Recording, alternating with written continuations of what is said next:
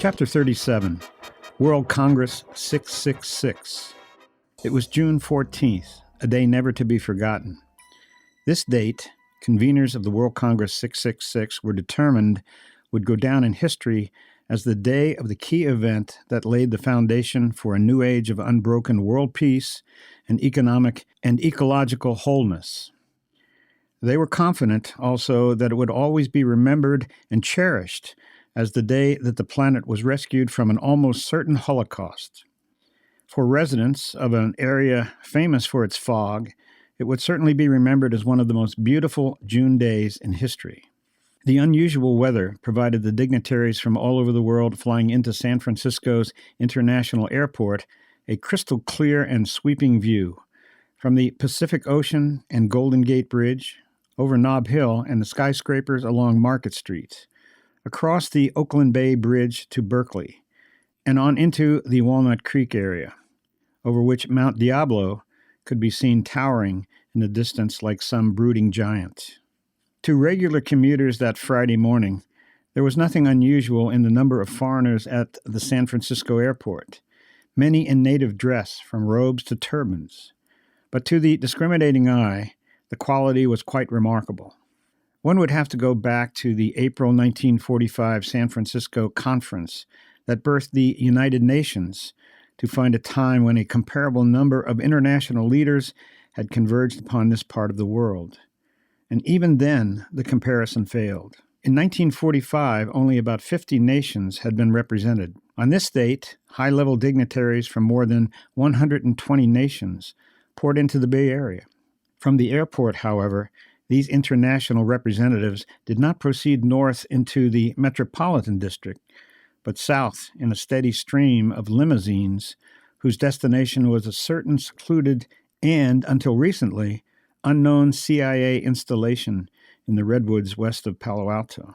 Elated, yet with unresolved conflict still stirring within, Carla paced nervously in her office, awaiting the call on the intercom that would tell her it was time to join Frank and the other VIPs to formally greet their guests. Her excitement grew as she caught glimpses through the window of the limousines arriving one after another. There were diplomats from around the world, including those from many third world and communist countries. Even China and North Korea were represented, as well as high-level officers representing the Pentagon and NATO. Among the first arrivals was a U.S. Army staff car with the flag of a four-star general flying from the front fender. After the 24 parking places inside the complex were filled, the drivers had to drop off their fashionably attired passengers and then drive back through the gate to park outside. The guards were still there to check identities and to hand out the official packet of materials to each invitee. But the gate was now left open in honor of this great event. From this date forward, it would remain perpetually open as a symbol of the new trust that would henceforth prevail among all nations. There was, of course, a large press corps present. But because of the limited seating capacity in the auditorium where the main meeting was to be held, most of them were required to wait just outside the gate. There, nearly 200 congregated and had to be held back by police to prevent blockage of the narrow road in front of the entrance. About 30 representatives of the major media giants, each one handpicked by Carla, were allowed inside to mingle with the guests and to see this historic event unfold from the inside. Promptly at 4:00 p.m., a justifiably proud and beaming Frank Layton led his inner circle outside to stand beside him in a reception line to greet their distinguished guests, who had already been taken on guided tours through much of the facility. For this auspicious occasion, Layton was attired in a dark suit with almost indistinguishable pinstripes. On his lapel, he wore a discreetly designed badge identifying him as founder and director of the Psychic Research Center. Across the top of the badge were emblazoned the large gold numbers 666. In the packet given to each delegate to the Congress was a similar identification badge bearing each one's name, country, and office, and of course the same prominent numerical designation. To Layton's left stood Antonio del Sasso, wearing his long black monk's robe, hood thrown back, smiling graciously and projecting a captivating charm. Next came Carla, radiantly beautiful in a full-skirted, flowered silk dress. And finally, a pale and tense Victor, feeling uncomfortable in a very expensive suit that Frank had ordered tailor-made for him. As the keynote speaker, he had to look the part. "There's a warm and beautiful presence of love over this whole place, isn't there?" Carla whispered to Victor. "Haven't you felt it growing stronger all day?" He shook his head. "I hadn't noticed," he said in a faraway voice. "Are you okay?" whispered Carla. He nodded and looked away. "I'm worried about you." Victor's jaw stiffened, but he made no answer. The invited delegates filed slowly by, shaking hands, bowing, honored to meet Leighton and thrilled to shake the hand of the greatest psychic the world had yet known, the one who would lead mankind into the new age. Carla and Victor, too, were the recipients of repeated congratulations for their contribution to the success of the research center. In the euphoria of that grand moment, she felt herself wanting to believe more than ever before that the plan would indeed cure the world's ills. What a day it would be for planet Earth and its inhabitants, if only that could be true. U.S. Marines in dress uniform strolled among the guests, carrying large trays loaded with a variety of drinks and hors d'oeuvres. Long tables holding the same fare had been set up on the expansive lawn on the right side of the drive. There the guests mingled with one another until at last all had arrived and gone through the formality of the reception line. Leighton then moved to a microphone set up on a small platform. "May I have your attention, please?" The babble of excited voices died down. "Before we go into the auditorium to proceed with the activities of this historic occasion, Antonio Del Sasso would like to welcome you and say a few words about the badges you are all wearing. By the way, is anyone not wearing a badge?" There was an anxious flurry here and there as delegates who had forgotten to put on their badges did so. In the meantime, Del Sasso stepped to the mic. "Welcome to World Congress 666, began Del Sasso in a warm but booming voice. "You are all aware that the very name and date and substance of this gathering was decreed by higher intelligences who have been watching our progress for millennia. They have chosen to intervene at this crucial time in order to rescue us from a probable nuclear holocaust and to lay the foundation for a revolutionary new political and economic system that will usher in a new age of peace and prosperity and freedom for all peoples. I'm sure you all know the name Pierre Teilhard de Chardin, the Jesuit priest rightly known as the father of the New Age. You may not know that he predicted this day would dawn, the day when mankind would take a quantum leap on its journey toward the Omega point, where we each realize our true godhood. This has been the hope of all religions, yet there are certain, shall we say, badly informed fundamentalist elements among Jews, Christians, and Muslims who will not accept this great truth. Such negativism cannot any longer be allowed to hold back the development of the race. There will be specific instructions concerning this later. In the meanwhile, the destruction of the Antichrist myth, which we are together accomplishing today, is the first step along that path. You are each wearing, with great pride and dignity, I trust, the number 666 on a badge, along with your name, country, and office. The significance of doing so has already been communicated to you in the literature you received with your formal invitation. Yet many of you, in coming through the reception line, had questions about this, and some seemed quite confused. Indulge me, therefore, while I give a brief explanation of the monumental importance of this moment.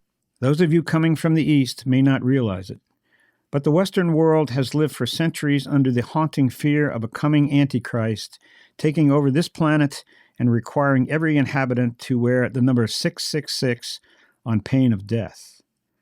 Your courage and conviction in identifying yourselves today with that dread number has broken that powerful taboo and has delivered the entire world, from this moment forth, from the debilitating Antichrist superstition that has enslaved so many in the past.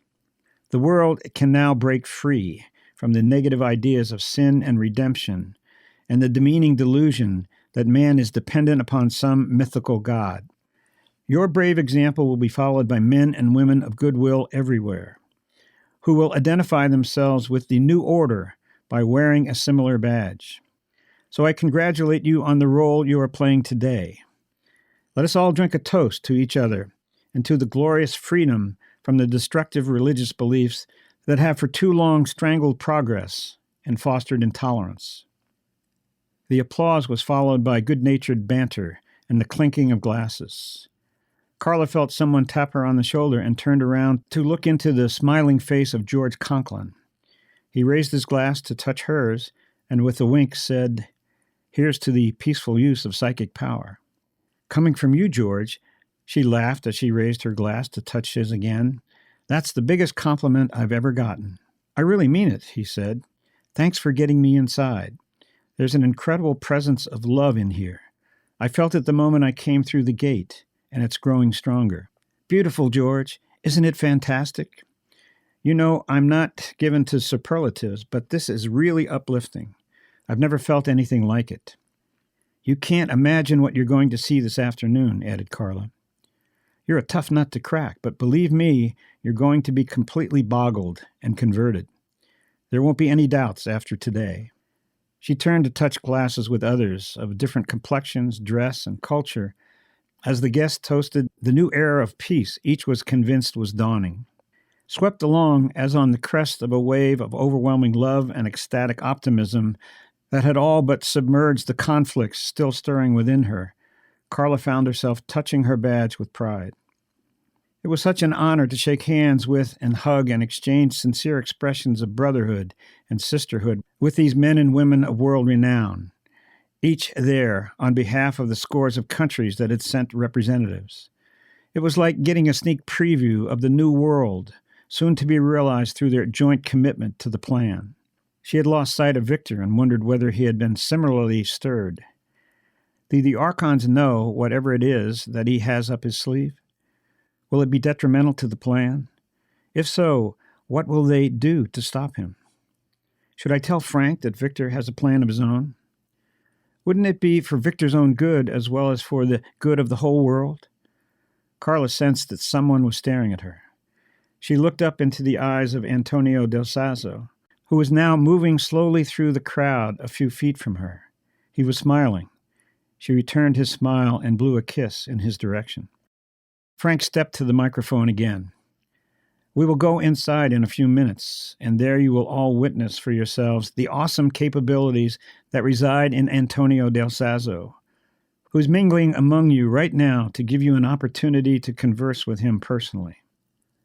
As you already know from the White House report that was sent to each of you, Dr. Del Sazzo has powers that no other person, dead or alive, including Krishna, Buddha, Jesus Christ, or Mohammed, has ever displayed. Our purpose is not to worship him. Neither is it his to solicit our worship. He's a very humble man whose only desire is to serve mankind. Antonio continually reminds me that he has been chosen by higher intelligences merely as a prototype of the millions and eventually billions of others who will, through his example and guidance, in due time, develop the same godlike capabilities. This is the heart of the plan and the only hope for a new world of peace, love, and genuine brotherhood among all peoples. Only then can we be accepted into the intergalactic community of planetary civilizations that has patiently awaited for centuries our long overdue coming of age. What a heritage to pass on to our children and grandchildren. Whenever you are ready, you may begin to move to your right through the two entrances to the auditorium where you see the Marine Guards standing. Have your official badges prominently displayed for entrance. We will convene in there in about 15 minutes. For more than a week, Ken had experienced a heightened concern for Carla. For that concern, he had concluded that he no longer had any recourse except fervent prayer. They'd had little contact in the last few days, as she daily seemed to become more and more withdrawn and uncommunicative. He'd been reluctant to try to break into her private world, sensing that he must leave her to deal with her conflicts alone. Neither prayer nor persuasion could force her to make the right decision. It would have to come willingly from her own heart. Arguments and coaxings. He'd given her more than enough of those in the past. She knew the truth, and it was now a matter of acting upon it without any further influence from him. As the day of the Congress drew near, he had agonized for her in prayer that God would leave no stone unturned in confronting her with the truth.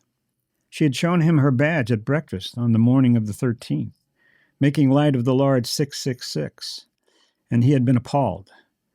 "I can't find words to express my horror at this," he said. "You're trifling with your eternal soul." "Back off, Ken," had been her instant response. "I've never seen you react like this. Carla, your mother, if she were still alive, would be far more shocked to think of you wearing the number 666 than by your father's unfaithfulness." She had put the badge back in her purse without another word and had left the table, leaving her breakfast untouched. "Those who take that number," he had called after her as she hurried down the hall, "will suffer the wrath of the Lamb. Don't bring the just judgment of God down upon yourself, Carla, please." She had left the house without another word. With an urgency verging on despair, Ken had appealed to Hal and Karen Elliott, whom he looked up to and respected as his father and mother in the faith. "Prayer isn't going to change her mind," Hal had said, "but we can petition God to intervene and prevent this diabolical plan from coming into being, at least for now, so that the world will have a little longer to turn to Christ." With this in mind, it had been decided that as many as could would take the day of June 14th off from work and would spend it together in prayer and fasting. Carla and Ken met only briefly at breakfast that morning. Ken's mother had tried to get a conversation going with little success. Ken had waited until breakfast was over to lovingly attempt once again to impress upon Carla the seriousness of what she was about to participate in. She had politely thanked him for his concern, then had hurried off to the installation, calling over her shoulder as she went out the door that this was the big day.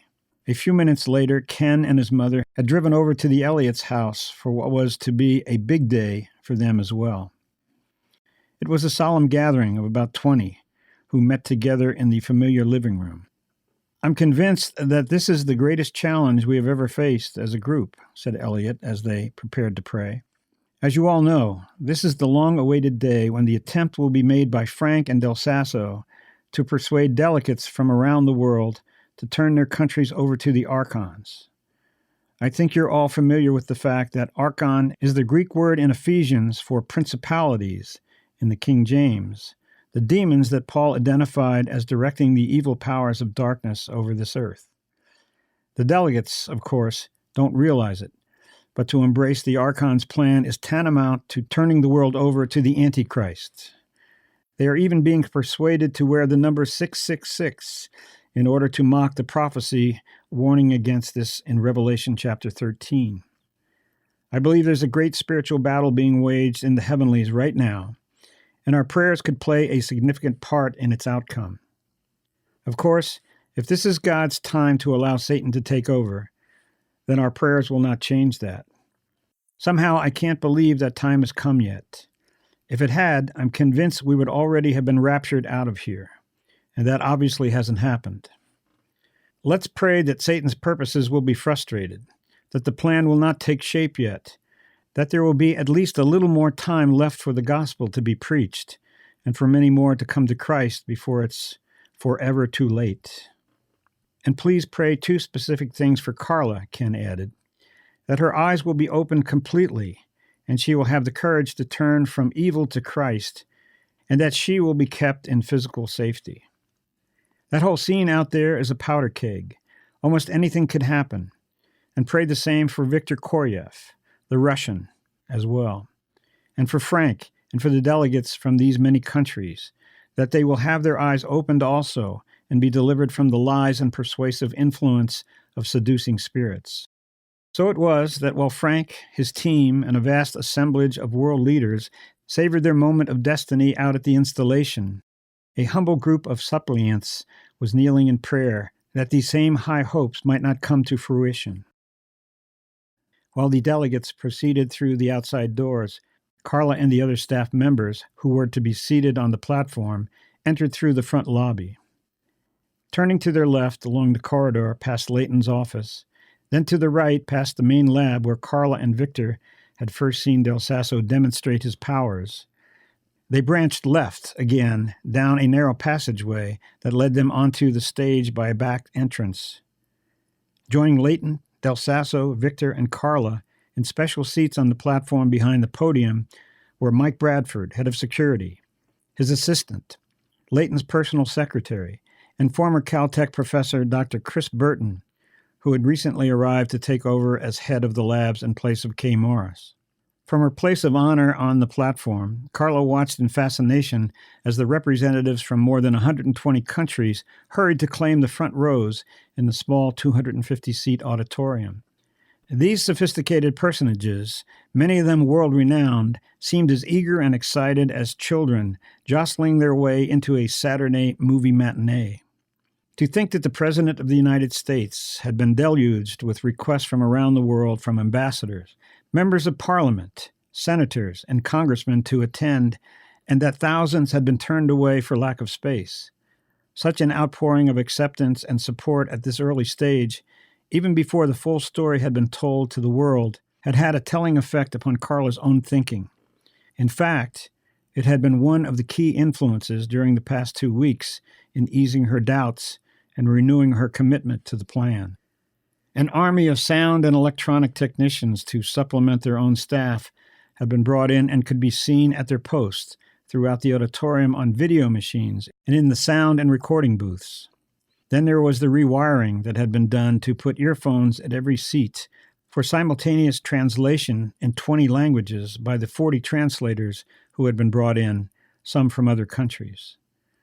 They were now seated in their specially constructed booths along the curving rear wall between the huge laminated oak beams that supported the domed roof.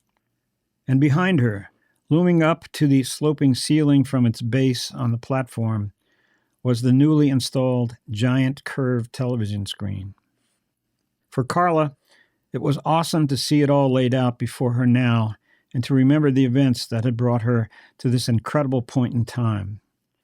How quickly it had all developed, and now the culmination, with the eyes of the world upon them.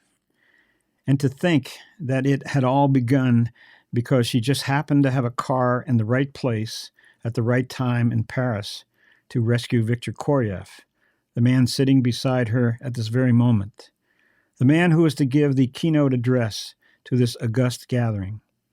It was an honor and responsibility he surely had never anticipated when he made the crucial decision to defect. She desperately hoped it would be for him a time of vindication and honor and acceptance by the world, which he so justly deserved, and that it would bring the happiness he so evidently lacked. Her train of thought was broken by Frank's low, whispered voice as he leaned over close to Victor. "Are you feeling all right, Victor?" Victor waved him off. "Just nerves. I'll be okay once I get to the podium." Frank seemed satisfied and went back to his seat next to Del Sasso to await the moment when he would officially convene World Congress 666. Carla looked over at Victor in concern. He was going through his notes, underlining key phrases with a red pen. There was no point in telling him again that she was worried, or in warning him not to do anything foolish. She had already said that too many times. She would understand when the time comes, he had told her. Apparently, that moment in history had now arrived. She was excited, and suddenly terribly afraid.